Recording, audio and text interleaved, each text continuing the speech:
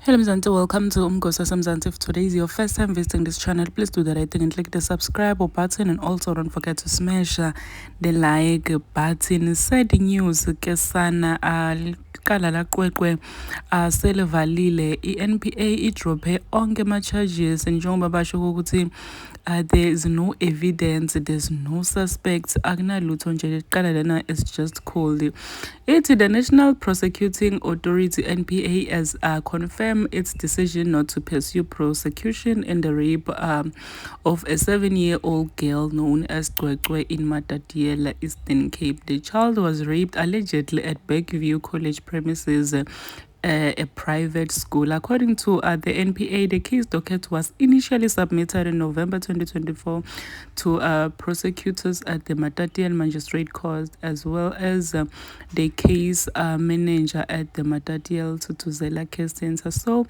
the reason why NPA decided to drop evidence even after doing my investigations and medical reports in there's no evidence, no foreign DNA. It's just a cold case. Hence why NPA is a decision yokuthi ilaqade lelikala. Tokhumbula ukuthi lelikala laqoqeleli lashume samhlaba wonke guys. Kwaphuma abantu bema ngetinyawo, ngiyakutshela kwavalwa yonke into kutoyitoyo akumashwa foqweqwe to get what justice. Impumalanga Eastern Cape, Limpopo, KwaZulu Natal guys ayikho sifundazwe lesingazange sishukume ngalendzaba kwashuma mhlaba wonke. Akase guys sibe ne grape case liyashukumisa abantu ngalendlela. Abantu bathi kumnyama kubovu njena siyabufuna bulungiswa for lo mntwana lona 7 years old. Khumbula ukuthi umsolo lomkhulu kwaba ngiprincipal walapha eBergview College.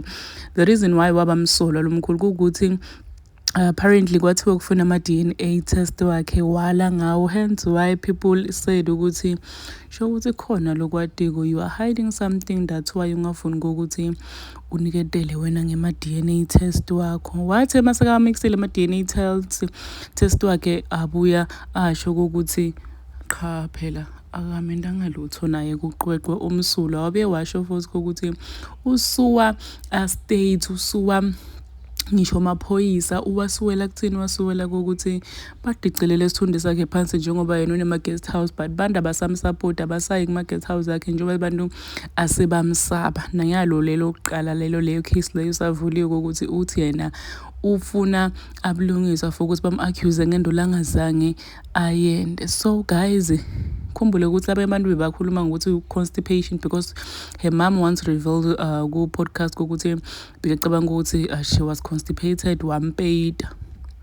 Labanye bayibamba lapho, and we know ukuthi vele kunebantu bebasoloko bamile egameni labo ukuthi lo mntwana lona akazange ento lutho, lo mntwana lona beka constipated. Some people are even saying ukuthi story saloma ke asihlangani man. Some say were saying ukuthi uyasitshela lokunye mara lokunye ngazi ukuthi uyakhayida. So kunebantu vele basho ukuthi cha lenda yikho, sekunebantu lebe bama bathi thina sibatali siyambelieve malo mnye umntala qhamuka uthi umntwana wakhe kwendeke into lenje. But ke NPA ithini ithi thina siyalishiya lelicala liyavalwa njengoba no DNA foreign found.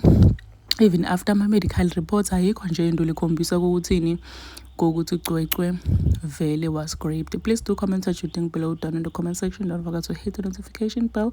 I am signing out, so goodbye.